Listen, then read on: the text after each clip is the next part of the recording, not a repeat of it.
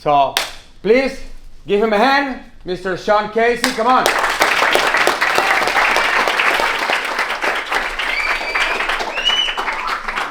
Appreciate you guys for having me. Appreciate Juan's my boy. Like you said, not the best circumstances, but you make the best of it. And now we are out here with y'all. So obviously something good came out of it, I guess.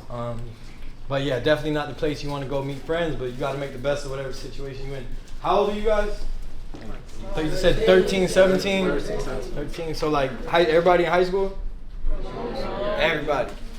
All right, that's where it kind of went left for me. This is the age where you're going to get pulled in like a lot of different directions. Everybody try this, try that. You're cool, not cool, care, don't care. This is when I kind of got pulled off track. When I was in middle school, I played sports my whole life. Everything was sports. I never wanted to do drugs. I never wanted to drink. I wanted to play sports. So all year round, it was just sports. And then I played with all people who were like 3-4 years older than me. So they kind of always kept me in line. Whenever I would get in trouble, the teachers, the coaches would all go get them, and they would literally like beat my ass, like beat the shit out of me. But it always kept me in line, you know what I mean? It was normal kid stuff, everyday fun, talking back to the teachers, fighting here and there, and then slowly but surely it started to escalate, especially when they left. So if you have like a big brother, a father, somebody, a teacher, a coach that can keep you kind of in line that you go to when you have situations like that, like stay to them and try and talk to them about whatever's going on in your life. You can't talk to your parents about everything. Maybe you can talk to them about something, but have someone you can go to for certain things, because you're going to get in situations now where it's every decision you make is going to impact the rest of your life. Like I had a child when I was 17, or well, she got pregnant when she was 17. When I turned 18, I had my daughter who will be 19 now. And so that, I was the same age as you guys, you know what I mean? So my whole life changed right then and there. I was forced to kind of grow up a little bit faster. I was already selling drugs at the time. I was already in that world, in that life, but I was playing sports. And I come from a really good family. I went to private school most of my life, but through sports I started hanging out. Like, you guys are all from Miami? No. Who's not from Miami? Raise your hand if you're not from Miami. Okay. Where y'all from? Where you from? Orlando. Where do you guys live? Oh, Miami. Scream it out. Venezuela, Orlando, we from Texas. Texas. Alright, a little bit of everything.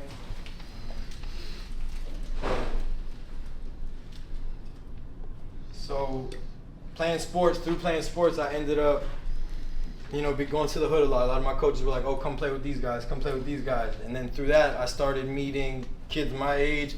And then the dudes who were like my big brothers, who were good, all went off to college. So when they all went off to college, I kind of like had to find my way again, prove myself. And I was always the little white dude in the hood, so it's like I had to prove I was tougher and like not back down, and things I should have said like, nah, let me not do that. I went and did just to prove myself, like prove I belonged, prove I wasn't a little bitch, prove I was tough enough. And thank God we got away with most of the things, but I'd probably be gone for a long time right now if I would have. Stupid little things too, like we might go to a football game, we come back, and my boy's like, hey man, the back door was open at this gas station. And I don't want to say too many things on camera, but we go and take what was ever in there and stuff like that, and you get away and you start to build a tolerance like everything else. Like the first time you did something you weren't supposed to do, it was like, shit. And then the second time it's like, okay, I got this. And then the next time, you're so sloppy with it, you're dropping stuff and you forgetting you even got it on you now because you got so comfortable with it. So right now you're probably like, oh, I won't do that, I won't do this, I won't do that, I won't do this. But those same people out there doing all those terrible things were you at one point. They just one bad decision after one bad decision after one bad decision, and then their values and their morals started to go away little by little, because you build that tolerance. That's why you got to make sure whatever you believe in, whatever you stand on, like stand on that shit. And whatever you love to do, like I love sports, I love playing sports.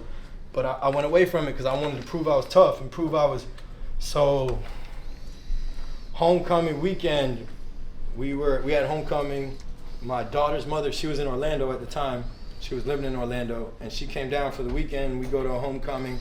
We had a football game the same day. We had a great game, went crazy, awesome, whatever.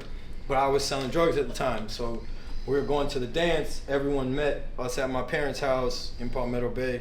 You guys know where Palmetto Bay is? Yeah. I was at I ended up going to Palmetto.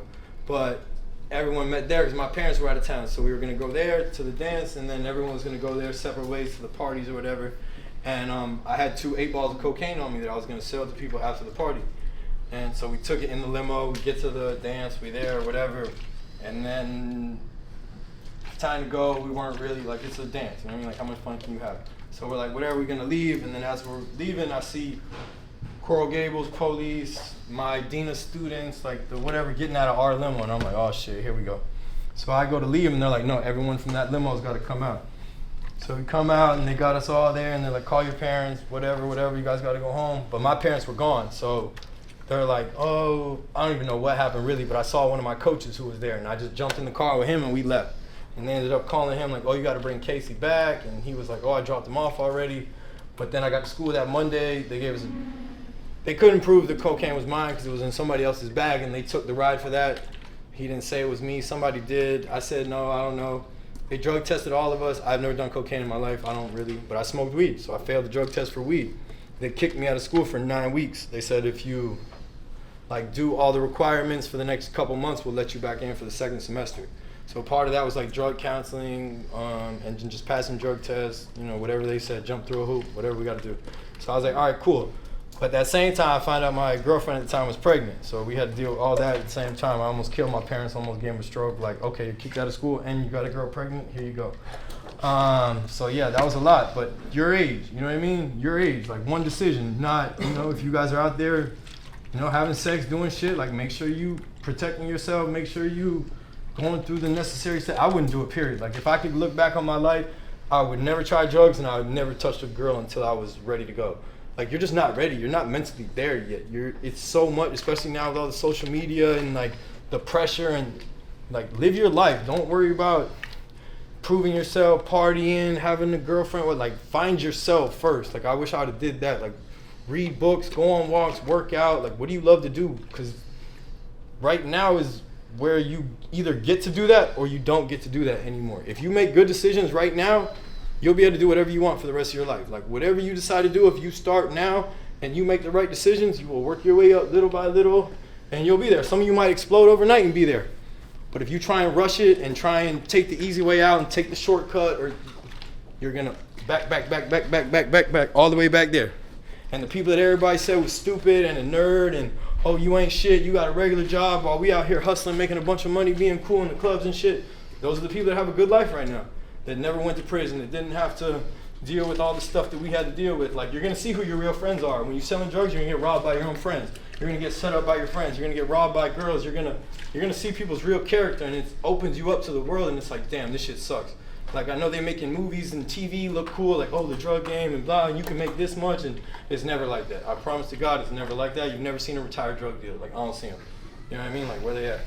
And he'll tell you, like, we're in there with the Colombian kingpins, and they got billions and millions of dollars, and they can't go nowhere. They can spend $300 a month just like we can.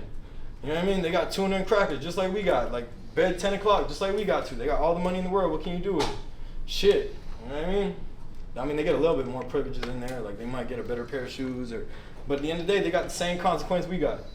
So whenever you're trying to skip steps, whenever you're trying to take the easy way out, you're always going to end up like 10 steps backwards, especially at this age. Like, it matters so much. And when people tell you, like, oh, this is the best time of your life, I swear to God, believe it. Like, you ain't got no responsibilities. You got no kids. You got no bills. You got no, like, you have a chance right now to do whatever the fuck you want. Like, you can do whatever you want. Don't let anybody put you in a box and tell, oh, that's too, think bigger. If it don't scare you, don't do it. Like, think bigger. You can fuck up 20,000 times and get it right. Like, it's never going to be the perfect situation. Stop waiting for, oh, I need to wait for this and I need to wait for that and this. The stars are never going to line. Best time to plant a tree was 20 years ago. Second best time is today. You just got to start. Whatever you want to do, just start. If you want to be on social media, you want to just post. People are like, oh, it's the light and the fun. No, just fucking post. The next time, post again. It'll get a little better, and post again. And then 5 years later, no one will care about that one post. And you'll be so good at posting now that you have a big audience and that all your posts will be good. So you got to get it out the way, get the repetitions out the way. Whatever you decide to do, you need repetitions. Like Steph Curry, y'all watch basketball? Yes, no, maybe? Soccer, you know what I mean? World Cup. Yo, they practice all day, every day. You think they don't still practice 3, 4, 5 hours a day? If you're doing something, though, you better. A job is an 8-hour day. So if you're not dedicating 8 hours to your craft, if y'all want to be on social media, are you dedicating 8 hours a day to social media, to making content, to learning how to edit, to buying cameras, to, like, my dog here, his dad was like the biggest person in the music industry, like the biggest. Sony Records, like, bro, they were driving Bentleys to school at 16, like whatever. He was the man. And then one day it all disappeared. Like literally it all disappeared. Around the time I met, like, yeah, it all disappeared around the time I met him. And I had heard who he was and his dad, but he didn't have shit when I met him. I'm talking about nothing. One of my best friends bought him a camera and he, no experience, just started shooting. And now he's like the top cameraman in Miami. He done shot Floyd Mayweather, the Jake Paul fight. Was it Jake Paul or Logan Paul? He fought that fight. He shot the, bro, like, I don't know, big events. All the big events. Give me some more. Tyreek Hill, you know what I mean? Commercial. And he started, bro, like 8 years ago. No experience, he just tried. And then he asked my boy who knew me, because I worked at a big gym. And he's like, yo, ask your boy if I can shoot the gym. And I was like, all right. I asked my boss at the time. I was like, yo, can he shoot the gym? And he's like, yeah, okay, but da-da-da. And he's like, yo, this is true story. He's like, oh, tell your boss, thank you, I'll give him a free video. He was so bad at the time, my boss was like, I don't want a video. He's your boy, he can make it. But he was so bad at the time, I was like, I'll take that goddamn video, let me get that shit. So I was fresh out of prison and we started working together, and now he's done every video for me for like the past 8 years. You know what I mean? Now I hire him, he's with me twice a week for like $2,000 a month, you know what I mean? And we're together, we keep building together. But he jumped out there with the camera and I jumped out into training. So like I said, your age right now, every decision counts. Everything matters. Like, oh no, I got till later. I got 2 more years. I got 3 more years. That's just gonna go by like this. And you're like, damn, I wish I would have went that. Damn, I wish I would have went this. The worst thing you can have is regret. Worst thing you can have is regret. Like, take action. Fuck up. You gotta fuck up. You will never get it right until you fuck up. If you're not fucking up, you're not trying hard enough. You're not going big enough. Okay, so then that's high school. That's not even the story. Like, we ain't even got to the story yet. It's been a long ride. So I'm 21, I'm selling weed. I got away from the cocaine thing because I was like, that's bullshit. They give a lot of time for that. So I was like, I'm gonna sell some weed. So we started selling weed. Next thing you know, we're getting like 100, 150 pounds at a time, which is like $500,000 worth at a time. And you know, we living a good life. We partying every night, got money, got jewelry, got girls. I got a house here, apartment in Brickell Key. We in the club every night. Do whatever we want to do at 21 years old. I can do whatever I want. I was making $50,000, $60,000 a month, like, but I was miserable at the same time. I was miserable. I had no purpose. I was watching my back every 2 seconds. Like, I couldn't really interact with my family like that because they knew what I was doing. It was, yeah, I had a lot of money, but it really meant nothing. And I couldn't do anything with it. I couldn't put it anywhere. I couldn't. So it's literally we just going to the club and we spending, we drinking and we partying and we popping pills and we, you know what I mean? And it's the life that everybody thinks they want, like clubbing, bitches, clothes, this. It means nothing. Like, it literally means nothing. And I remember while it was all going on and I wanted to get out, but I was so deep in, I couldn't get out. Like, I can't tell him pause the shipment. They sending me $500,000 worth of drugs every month. Like, you can't really just get out of that. Once you get into it, it's hard to get out. So going to prison actually saved me. And it literally saved me because these kids I was dealing with, I gave them some shit, probably like $50,000 worth of shit. And they ended up getting robbed by some kids from like my area. They were from more like North Miami and I'm from South, like way South. And they ended up getting robbed by some kids. They like pistol whipped them, tied them up, took all their shit. And they thought I had something to do with it. I didn't, but they thought I did. So they ended up going to a confidential informant who had been in federal prison already, and he told on his co-defendant and got him life. So he was already an informant, but he got out and he was on probation. But he started selling drugs again. This is why you can't like trust anybody. Don't trust your friends, don't trust nobody, because people will, especially when they start getting involved with drugs. Like, they're not the same person anymore. Whoever you think you friends with, as soon as they start taking drugs, they completely change who they are. That's not them anymore. So whatever, they went to this kid, like, help us. He robbed us, help us get him back, basically. They were gonna come pay me the debt they owed me. Then they were supposed to tie me up. Like, this is all written out. The girl told, they were supposed to tie me up, gunpoint, then strangle me, kill me, clean the shit up, dump the body, take all the drugs, and then go live their life, whatever, I don't know. But he was an informant, so they followed them around for like 2 weeks. He wore a wire. Like, they went to Home Depot to buy cleaning materials. They had a whole plan, everything ready to go. And then they were on their way to my house. The police pulled them over and then grabbed them, and then they came to pick up me. And when they came to pick me up, I had just came from my mom's house to go see my daughter, because I would never let my daughter in my house. Like, I was never gonna play that. So I went to see my mom, and they were following me all day too. So I didn't, like, I knew there was something there, but I didn't at the time. And then after it happened, I was like, okay, that's who that was. So I pulled up to my house after leaving my mom's crib, and I had a girl waiting for me, and literally like 30 cars just went like, shh. It was like the roundabouts. So I came around, and my house was on the corner. So as soon as I pulled into the front yard, there was a gate around the house too. They just like 30 of them came out. They're like, get out the car, masked up, everything. And I'm like, okay, whatever, let's go. And they were like, oh, we need to go inside and talk to you. There's a murder for hire. And then I was like, wait, what? I'm expecting, where's the drugs? You know what I mean? Like, where's the weed at? We got so-and-so. When they were like murder for hire, and then I see ATF everywhere, and that's alcohol, tobacco, firearms, not like DEA and shit like that. It was more like, and they're just telling me somebody's trying to kill you, somebody's trying to kill you. They put a hit out on you, they put a hit out on you. And they're like looking all over the yard, and they're checking. And I'm like, we need to talk. We need to talk to you in the house. I'm like, I'm not talking. We're not going in the house. I mean, you can talk to me right here, but we're not going in the house. And that went back for a couple minutes, and I was like, look, if you want to take me to jail, go ahead, take me to jail, but we're not going in the house, and unless you have a warrant. And he was like, oh, okay, blah, blah, blah. And then they left for a second. And I came right back, and they called me out. I came out, they grabbed my phone, took it, and they made me sit there for like 8 hours while they got the warrant. So they get the warrant, they go in the crib, and at that point I told them, I'm like, there's a gun in the room, and there's a couple pounds of weed in the oven. So I'm thinking I'm good, like a couple pounds of weed in the gun. Like I know people who beat way more than that with, you know, you got a good lawyer, you can make it, you didn't kill nobody, so I think I'm fine. I tell them it's there, and it's there. So boom, we getting ready to go, and they put the cuffs on me, and they're like, where's the keys to Brickell Key? And that's when I knew I was cooked. Because I had a stash house where I just kept the drugs in Brickell Key. You guys know where Brickell Key is? The little island over there by Brickell. Whatever, it's like a little like small but like rich community, a lot of money, tucked off. So like I was never supposed to have an apartment there. And my name wasn't on the lease. My boy got it for me, so no one really knew about it. So when they said that, I was like, okay, I'm in trouble now. So I ended up, we going to Brickell Key. They searched that house. There was only like 6 pounds of weed there too. So between the two houses, I had like 12, 13 pounds of weed, which isn't a lot compared to what we doing. And law-wise, basically, like it's not a lot. It's still 0 to 5 years. You know what I mean? Once you go over like 200-300 pounds, then you start looking at 5-10 years. So I'm still like, I'm fine. Like 0 to 5, we're good. My daughter's birthday was in like 4 days. It was July 21st, a Wednesday. And then her birthday party was on Saturday, the 24th, I think, and her birthday was on the 27th. So I'm telling them, like, yo, can we get this over with real quick? And they're like, oh, you think it's funny? You think it's a game? And kind of did. I'm thinking I'm good. I'm outsmarted the system. I've been to jail before. I know how this works now. I got this. Like, I shut the fuck up. I'll get my lawyer and let's run it. We're good. I had never dealt with the feds before. And, like, you don't beat the feds. They got a 98% conviction rate. Like, they only coming to get you when they got you. They don't lose. So I got there and people are telling me, you're not going to get a bond, you're not going to get a bond, you're not going to get a bond. And I'm like, I'm getting a bond. I sold some weed. Like, I ain't killing anybody. You see people every day, rape, killing people, they get a bond. No bond. Feds don't get bond. So we tried 2-3 times to get a bond. No bond, no bond, no bond. Then eventually I end up pleading guilty because, like I said, the feds, they don't play. Like, once they got you, they got you. And they have minimum mandatories on everything. So even though it was a weed charge, because I had a gun involved in the case, I had a minimum 5 years. Like, no matter what, it's 5 years unless you're telling on somebody.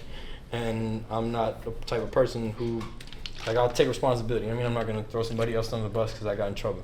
So there was no way around that 5 years. So I took the 5 years, boom, and then we end up going to prison. And my mindset at this time is still like, I'm in criminal school now. Like, I'm gonna go meet the bigger drug dealers and I'm gonna go make more money when I get out this bitch. And I'm gonna learn how to do this shit even bigger and better than before so they can't ever catch me. And that's how 99% of the people in prison, in jail are thinking. They're like, everyone's smarter than the system. Nobody's guilty if you ask them. They're like, what'd you do? Oh, they said I didn't do it. And then you read their paperwork. It's like, they got you on camera, fingerprinted, your DNA, and you've got witnesses. Like, you're guilty as fuck. But let them tell it, they ain't do shit. So yeah, I still had that same mindset. Like, I was getting tattoos, a bunch of tattoos. We in there, we selling drugs in there, we gambling, we running tickets. Like, trust me, it's really easy to get in trouble in prison and continue that life. Like, you're an adult, everybody's trying to work the system, and that's what we did for a while. And one of my boys one day was like, yo, let's go work out, let's work out, let's work out. And I used to hang around a lot of girls on the street, like beautiful girls, like, but I was never in shape. I was a little chubby, I drank all the time, I had no muscles, and they would always tell me, like, why don't you work out, why don't you work out? I'm like, fuck that shit, working out, da-da-da. But then I was like, fuck it, we got time, let's work out. So we started working out. And I'm working out, and I'm like, I think we could be working out better. Like, I wanted faster results. If I'm gonna do this, let's do it right. So then I found another group of guys who, like, ran the workout stuff. Like, he knows Bezo and them. He's a legend in the system. it'd be 60, 70 guys working out at the same time, no radios, everyone in line, like military style, you go, he count, this, like every rep perfect. And I just fell in love with that shit from there. I don't know if it's reminded me of the sports, but like just the guy, you forgot you were in prison. You know what I mean? Like I enjoyed it. Like I enjoyed that part more than I enjoyed being out here.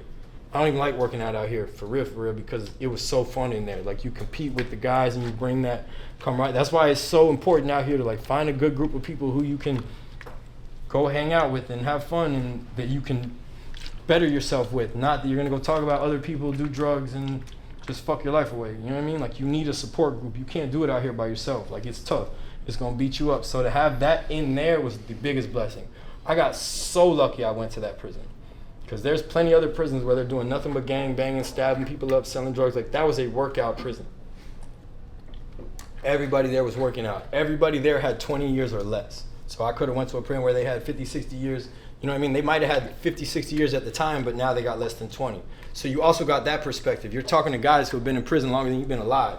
You know what I mean? Like they've been in jail 25, 30 years. I've only been alive 25 years at the time. So to get their perspective and to hear them say like, well, when I get out, I'm gonna go do the same thing because I don't know any better until they want to go back. They're scared to get out because they have no skills. They haven't done anything yet. They've never seen an iPhone. They don't know what to, you know what I mean? Like it's, so when you start to hear that and you start to realize like, wait a second, he is me. Like that guy right there is me. It's just 30 years from now. And if I keep doing the same shit I'm doing, I'm gonna be just like him. And that's what shook me and was like, I don't want that. Like when you're young, you're like, oh, I'm Jit. Everybody calling you Jit, and you know, you hang, yeah, I'm the cool, tough one in Jit. I got my time now, especially in the feds, because those are like bigger criminals. You think you're cool, but then it's like, oh shit, like this is not cool. This is forever. This is, you don't get your family. They tell you when to go to sleep. They tell you when to get up. They tell you what you can eat. Like it's not the move. Yeah, we have fun working out, but like it's not the move. And I thought like just selling weed, I was gonna be okay. But whenever you live in that life, energetically, you can't run from it. Like you can't run from karma. You might be like, oh, I got away. Yeah, they didn't catch me. Nah, the universe caught you. It's coming later. I promise everything you do is coming back to you later. And just like when people do you wrong and you're like, damn, the universe gonna handle them later. Or they might be so, you gotta think about it. Somebody does something really fucked up to you, like they probably went through some fucked up shit. No normal, loving, good person would do. So you almost have to feel like empathy for them. Like, damn, I'm sorry. Whatever happened to you to make you act like that must have been. So let me not even, but you got to start removing yourself like quickly from people and situations. When you see those red flags, not like, oh, you know, that's my cousin. He didn't know any better. No, I'll catch you later, bro. I'm gone. And if they change and they show that, then you can go back. But like, I don't go seeing my old friends anymore. I can't see most of them. They're dead or in jail, 99%. My best friend's been in jail for 20 years. He got first-degree murder. He was on America's Most Wanted. I talk to him all the time, though. I raised his daughter. His daughter's my daughter's age. But yeah, like most of my friends are dead or in jail, and you look, and it's like, for what? Like, for what? It's not like we were getting crazy money. And when he did his shit, I didn't even have any money back then. Like, we were 18 years old. I didn't get money till I was like 21, 22. But it's like, for what? Like, these dudes are doing decades in prison forever. For what? Like, for what? One bad decision. One. It's usually not one. You usually get away from it. Like I said, you start to build that tolerance. But starting right now, take every decision seriously. Like, take it seriously. And I have this script I do with my daughter that I stole from Nipsey Hussle, and I've been doing it since she was like, probably since she was like 10. And I ask her, I'm like, what's integrity? She'll write back, doing the right thing when nobody's watching. I'm like, are you a leader or a father? Leader. What's a leader? Someone who can think for themselves. Because 9 times out of 10, I did some shit I wasn't supposed to do was because I was with somebody else and they put it in me. You know what I mean? Every time you've been in trouble, every time something bad happened, you usually for someone, with someone else. It's never usually on your own time. You know what I mean? So just, and set the example. Like, tell them, like, nah, we're not going to do that shit. That's dumb. Like, I don't know. And they might be like, oh, he's stupid. Like I said, you can't run from the energy. Eventually it'll come back. And now, thank God, like, I got my shit together in there. I got like 9, 10 workout certifications. We worked out all day, every day. I ended up becoming the leader of the group once Bezo left. And like, imagine me, little 5'6" white boy, telling a bunch of grown ass black Spanish dudes like that already feel some type of way about white dudes. You know, it's very racial in there, like segregated like a motherfucker. So like, that's how much respect I had to have from them. For like, I would ask him like, man, motherfucker, like like you can't, in jail, it's very respect. Like, if you step on someone's shoe and you don't say, excuse me, you might have a knife in your neck later. You know what I mean? You don't say, excuse me, is anybody watching this TV before you change the channel? You skip someone, like, there's none of that. There's no disrespect.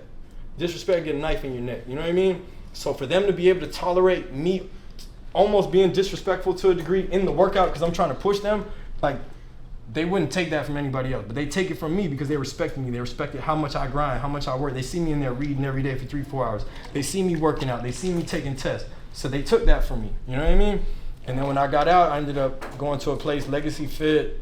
I don't know if you guys ever heard No Days Off. They have water now, like Pitbull. Yes, no, maybe. Whatever. It's like big. He has 8 gyms now. When I first got there, he had 1 gym. I had never been weights before, so I didn't even know how to train weights. Like, I was in jail, it was body weight. I killed it, but I'd never lifted weights before. So I had to learn all that shit, and then I was just reading, studying, good people. And I actually met this girl who, she was the coolest, nicest person ever, and she almost like brought me back too. Like, I was able to do so well those first 5 years out of, like, I rose so fast. I ended up buying a piece of the company. I was making so much money. Like, I started making $20,000 a month, like in my 3rd year. I'm #1 trainer. I'm training Tyreek Hill. I'm training, you guys know J Balvin. I'll call Balvin right now, he'll pick up, you know what I mean? Like, I'm the best trainer in the world now, you know what I mean? And that came from jail, but as soon as I got out, I just worked. And I found a mentor, my boss, Manning. Like, we don't talk now, but there's still that respect, because everything he told me to do, I did. And every time I was in these situations and I was like, I have to do this, because if I don't do this, I don't want to look back from now and be like, I did everything except that one thing. And then because everything matters. So when somebody tells you to do something that you respect and that you follow, make sure you do everything, like every little step. But that energy comes back to you too. When you do more than you're supposed to do, you'll get more back to you. But basically, you guys are at that age now where every decision matters, like a lot. I know you think it's not. Be careful who you choose as your friends. And you might have certain friends for this, certain friends for that, but don't let anybody take you away from what you're trying to do. Like, be selfish, be very selfish. Put yourself first. You can't take care of anybody else unless you're good. So make sure you're good and pick whatever you want to do and, like, give everything you got to that. Every minute, every day, every hour, every second. If someone's not supporting you, peace out. I don't care if it's your mother, your father. Like, do you, worry about yourself, and just try and be like the best person you can. What books are you reading? Like, social media is dangerous. It's poison. Like, it's part of life, but if you had a garden, you wouldn't pour rat poison into it, right? You know what I mean? You want sunlight, water, good shit. Your brain is like your garden. So if all you get is like reggaeton, rap music, Instagram, TikTok, it's just straight poison. You know what I mean? It's negativity all day. So you have to be able to find that balance too. In the morning, I read a book, I meditate, and I work out. And that keeps me from going too far. Like, I spend all day on social media too. I gotta be on that shit. I like looking at that stuff. I doom scroll, but I make sure I get my morning routine out the way. That keeps me from going too far. You gotta have rules. You gotta live by principles. You gotta have, like, never ever will I ever. Because if you start to give in a little bit, it's just like that tolerance. It'll start to creep in and creep in and creep in. Like, I make a lot of money off my morning routine. I sell my morning routine. I make like 20, 30 grand a month selling my morning routine. I get up at 4 a.m., I read a book, I work out, and I drink water. Keeps me out of trouble. It turned me into the best trainer in the world, and it got me speaking to y'all right now. You know what I mean? Like, it's really simple. Just consistent with it. You know what I mean? You guys, any questions, anything? Feel free to ask any questions, about anything. His past, his street life, you know, what it feels like, because I know a lot of you guys think you know what it feels like to be a badass. Because they, like you said, watch it on TV, I know I want to have that, I want to be that. My best friend in jail, first degree murder, he killed a witness to a murder. Like, his cousin killed somebody, and then he was telling me he killed the witness to the murder. Then we in the courtroom, and they were threatening the witnesses so much in the courtroom, they were crying, and then they were like, they were trying to give them life, but because they threatened the witnesses so much in the courtroom and they were crying, they wouldn't testify. They ended up offering 25 years, and he took it. But, like, that's the type of shit, you know what I mean? Like, if you think you're tough and bad, like, they got a place for the tough guys. You know what I mean? And mind you, he's gang leader. He got a big pitchfork on his face. Like, he is the leader of the GDs in the state of Florida. You know what I mean? I got more rank in prison than I can go. I'll have my feet up, all this shit. He is the leader of the GDs in the state of Florida. And when I tell you, I talk to him how I talk to y'all. Like, bro, we're not on that fuck shit when you get home. Like, you better read some books. You working out. Like, we're not doing that. And he understands. And I'll show you his letter where he's like, bro, this shit ain't it. Like, make sure everybody good. Like, tell him I got this, And again, like he gonna have to answer for that with God on top of his things. But there's always somebody tougher and better. But my bad, go ahead. Looking back, how you were always into sports, I'm assuming you played football. Like, what's it like training like one of the best players in the world? I feel like I'm still playing. You know what I mean? Like I'm on the field. I get to go to UN games. I'm on the field. I can go to Dolphin games. I'm on the field. Like all the players know me. You know what I mean? They're almost like scared of me. Like, oh no, don't tell Sean. Da, da, da. Like, you know what I mean? Like I'm a part of the team. I'm the guys. I get to go to practice. I say what's up to all the coaches. Like people taking pictures. Like I'm a part of the team. You know, and it's awesome. And when I'm watching the games, I'm like, yeah, that's my boy. I got that. And I call, hey bro, remember when we were working and that's why you got that game?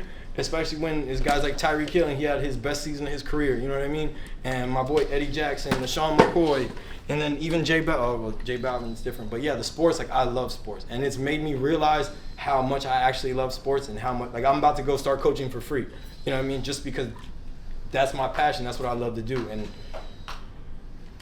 like being here, helping y'all, you know what I mean? Like I want to coach and just help them from making the same mistakes I made. And my boy who's in prison was the best football player. Like he was amazing. He was amazing. You couldn't touch.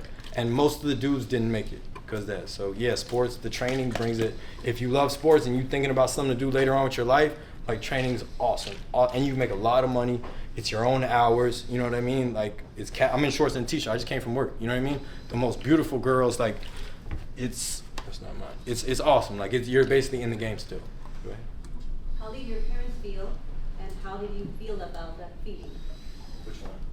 What point? So I want to know, how did your parents feel when you went to jail, and then when you were in jail, knowing how they were feeling, how did you feel? That's like my biggest regret of my life. Everything I went through, because it made me who I am. But I destroyed my parents. Like I destroyed, especially my mom. Like I feel terrible. Like you feel I destroyed my mother. I destroyed. And my daughter had to go through what she's going through. But like my mom didn't talk to me for 3 months. And on top of that, somebody was trying to kill me, so they thought somebody was trying to kill them. So they didn't know. You know what I mean? They didn't know. Like they just. So it like if you have a good relationship with parents, like it will. I have my daughter now, and if she did the things that I was doing, I would hang her from a tree. But yeah, it destroyed them. And we have a really good relationship now, but that's one thing that I wish I could always take back. And like my dad even, we ain't really have much of a relationship. We were cool, but he's very quiet. Like he don't talk. I never met his dad. My mom never met his dad. He's 80 years old now. My mom was his second marriage, so I was the last of his kids. And he's just that very like strong man, doesn't wear jewelry, like he just doesn't talk. You know what I mean? It's handle business. And you do your fucking job and shut the fuck up. Like that's what you do. So we didn't talk much. He went to all my games growing up. But we never really spoke. Even when I was doing what I was doing, we never really spoke. And then he told me one time when they sent him my box of clothes after I got arrested and I never got out. So they sent him my clothes and he said he just broke down crying and things, you know what I mean? And I'd never seen him show emotion ever. Never, even when his mom died. And my mom actually, it ended up coming full circle because my mom would drink a lot, you know what I mean, bottles of wine, and it wasn't like alcoholic shit, but it kind of was because she would sit on the phone and drink bottle of wine, and then she started popping pills and shit like that too, and I didn't even know till I was in prison. But thank God, while I was in prison, she stopped drinking and doing all that. She hasn't had a drink in like 20 years, you know what I mean? So it was bad, like it was awful. Like that's one thing I forgot to mention too, like you're gonna destroy your parents, and they don't deserve that shit. Go ahead. What were your top 3 fears in jail? I just wanted to make it home. Like I was like, I just want to come home. Like I don't want to die in jail. You know what I mean? And luckily, I went to a place where it wasn't like that. You know what I mean? Like you would still get your issue if you're looking for it, but it wasn't like where you had to be on guard 24/7, carry a knife with you. You know what I mean? That's why everything. I got so lucky, so blessed. Everything happened for a reason. Cause I'm young and I got a gun charge and murder case. You know what I mean? Like I was supposed to go somewhere where it was more gang activity and stuff, but for some reason they sent me there and I got lucky. But yeah, I was worried about coming home. I was like, I'm not dying here. You know what I mean? And there was even a point where I did get into somebody, because I hung out with all black people on the street for the most part. So when I got to jail, it's segregated. It's like black, whites, Spanish. You know what I mean? You got your own TV, you got your own water fountains, you got your own tables. Like for example, if you're eating, and there's 20 tables in the room, 19 of them can be open. and let's say you're white and the white table, one of the white tables is full, and you go sit at a black people table, they'll poke you up about that shit. You know what I mean? Even though it's full and there's nobody else is using it, it's like, it's very segregated. So I remember I was in there one time and some dude had just came back from prison. He was a Latin king who turned Sereno. And he was like, oh, you're not going to be able to hang out with your buddies up the road and da-da-da. And I was like, whatever. And I did. I was fine, but it's very like, so you had to worry about that. And then I got into it with the dude. He was a Nation of Islam. And if y'all don't know if you're familiar with Nation of Islam, it's like the blue-eyed devil. Like the white people are the devil to them. But we were cool, you know what I mean? Like that was my boy. He had 20 years. You met Reese, you know Reese from A1? He's 6'2", 6'3", big, dreads up. He had 20 years and he had just got off a bad phone call, you know what I mean? But like we used to play all the time, talk shit to each other, joke around, and this is, you know what I mean? And I'm joking around with him and he wasn't in the mood, you know what I mean? But I'm tough guy, oh no, fucking around, no, what you gonna do? Threw the table out, grabbed by my neck, was on top of me for about, I'm talking about my eyes popping out of my head and everybody just kind of standing there like, and then you seen his face, like he like came to him, like he was gone. Like he like came to and he just let me go and got up. And then everybody else was like, some of the Mexican dudes were like, yo, you want me to make you a knife? You want to get it? And I'm like, bro, fuck. Do I have to do this? Like, is this a rule? Like, I got to go do this now or else everybody's going to fuck with me? And thank God, one of my boys, his name was Sean too. They used to call him Big Diddy and me Little Diddy. This was before the Diddy shit, all right? But they used to call him Big Diddy and I was Little Diddy. And he was a gang member. He was a GDs too. He was a white dude. Him and his brother actually came down from Detroit and they started the GDs chapter in Florida. So his brother ended up killing like 2 people who robbed him, put him in the trunk, burned the car up, like all on video and shit, got licensed. So he had been to prison a couple times, but he was starting to change his life. He got into working out, got a couple certifications, did really well. He ended up getting out like a year or 2 before me. And then he hooked up with the wrong girl in the halfway house. He was doing really well. He had a foreman job in construction. He was working out. But he just started little by little, drinking again, hanging out again, selling again a little bit. Now he's doing 25 to life for fentanyl. Yeah. You know what I mean? So, but he's the one who actually told me. He was like, I was like, bro, he's like, bro, don't listen to these people. Like, you're fine, bro. Nobody's fucking with you. Come home. But there are a lot of places where it's like, yo, you might not make it back. A lot of dudes don't make it back. So you gotta shut the fuck up, like fall in line, try to stay out of the way. How important is your relationship? I know your grandma and your mom. How important is your relationship with your mom and your grandma?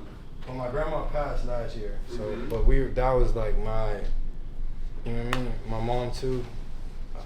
It's my, like, I don't know how y'all. That's my mom, you know what I mean? Like that was inside of her, like that, and that's who's the only people that are gonna be there for you. Like your friends aren't gonna be there. The girls, the guy, like out of sight, out of mind. They might be rock with you for like the first 6 months, first year, 2 years, but once year 3, 4, 5 start coming around, and you got more than that, bro. You out of sight, out of mind. You gone.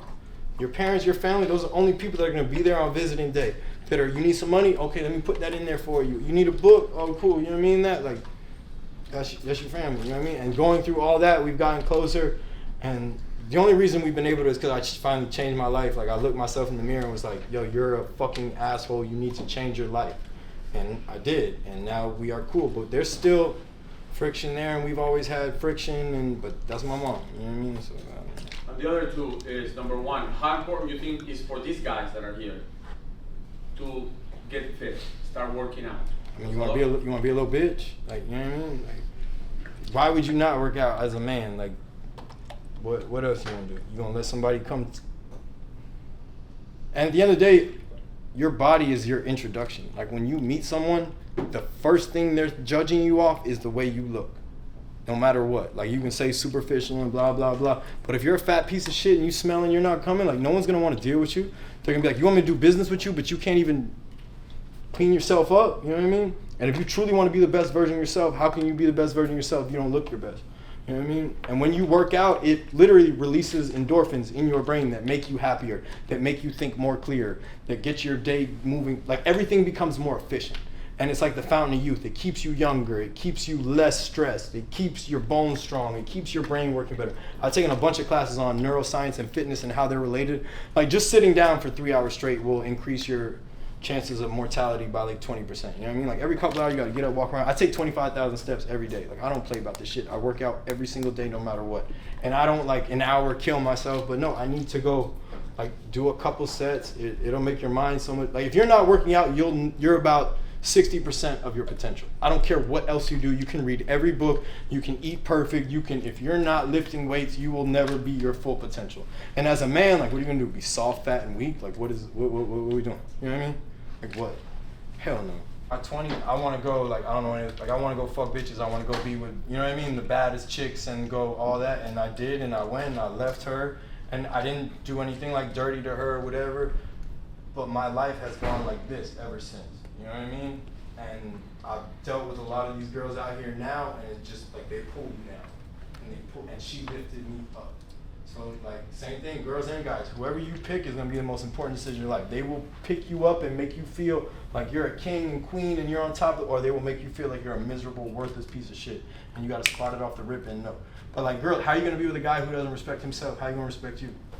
You know what I mean? Like, if he don't work out, if he don't respect himself, then how is he going to respect you if he doesn't respect himself? With your own body, you get one body your entire life, and you're going to let that go to waste? What are you going to do with your marriage and your kids and your family and your life? Like, it gets hard. What are you going to do? With God, with me, it's always been kind of like, I like to be authentic. So if I'm living in the streets like this, I can't be God. You know what I mean? Like, I can't do all this wrong and be like, I'm a man of God. So I kind of just, like, I believe in God. I give my life to Jesus Christ. You know what I'm saying? Like, my Lord and Savior.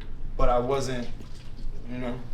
And then I went to prison, and I was in solitary confinement for a while, and the only thing I found on the top of the rack, I was laying on the bottom rack, and there was like it really does, like, calm me down. Like, the anxiousness and all that, like, the word, there's something about it, like, it just makes you feel a certain way. That's how you know it's good for you when it's right, because when you're reading it and it hits you, it makes you feel calm and puts you at ease. So that definitely helped in there. And then when I got out, I was kind of like back to the work, full. I would go to church here and there, but not really. Recently, though, I got back.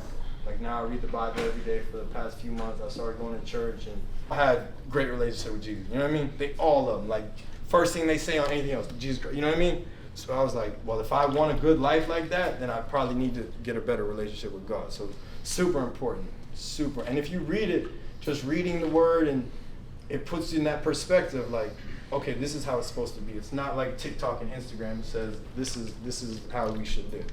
You know what I mean? So that's super important. No matter where you go, you're always gonna need that. And I'm this person, like, I think I can do everything on my own. Like, I'm not gonna ask him unless I really need to, but ask him for everything. Talk to him all the time. Like, that's what it's there for. You know what I mean? Like, but follow it too. Be authentic with it. Feeling good, disciplined, and, like, you know, at your highest, and being humble, like, with other people. I don't really think, you know what I mean? Like, if you're super disciplined, you're gonna be humble, because, Like, you know what I mean? Like, you said, like you got out, and then, like, you were getting money and all that, and then, like, you wanted to do all that stuff. You got, like, you know, you got out of yourself without, like, you know, looking, like, you know. yeah, I mean, that's where you need the discipline even more, because too much is given, much is expected. So I started getting more stuff, and I was like, all right, I want to go be with more women. But at the end of the day, if you're not supposed to be with more women, you know what I mean? You're not supposed to do these things. And you're like, oh, it's just this. And I still went to work every day. Like, I would party till 2, 3 in the morning, and I would go to work at 4 or 5 in the morning. You know what I mean? No sleep, still doing my job perfect, A1, all that. So I never really felt like I had a problem. You know what I mean? Like, it wasn't like being humble. It was more of, if you have a good person in your life, value them and keep them there. It wasn't like I was doing, like, I was unhumble and I was being a dick. You know what I mean? I just was like, I want to experience more stuff. Like, I had FOMO, you know, the grass is greener. You always think it's better, especially now with Instagram. Like, you see everyone else's highlights. You see them with their filters, and you see them where they cut. So you're thinking like, oh, no, my girl's not good enough. I need this. We always think it's not good enough because we're comparing our life to someone's highlight reel, to someone's edited highlight reel. So you start to think, like, damn, it's better over here. It's better over here. Even though everything you need is right here, bro. Everything you need. The best thing you can do is be grateful for what you got. That is the number one thing that changed my life. When I got to prison, I was supposed to die, right? They were supposed to kill me. So I started waking up every day, and just to, like, trick myself into being happy, I would be like, thank you, God, for this pillow. Thank you, God, for this toothbrush. Thank you, God, for this towel. Thank you, God. And I didn't know what I was doing at the time, but I was practicing gratitude, and that literally started to raise me up. You guys, frequencies and vibrations and stuff, you believe it? Everything's moving, right? This chair is vibrating, right? Yes, no, maybe? Table's vibrating. You can't see it, but everything has atoms and it's a charge, right? And it's vibrating.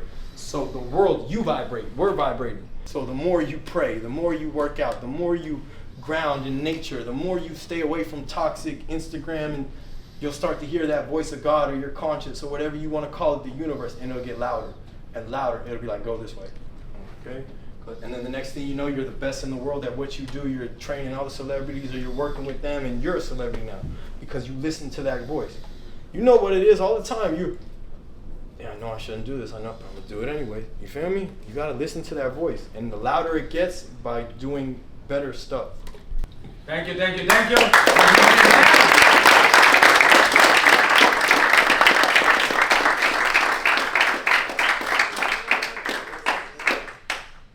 I was off the dome, so I don't know what I just said. I hope you made sense. And I recommend you all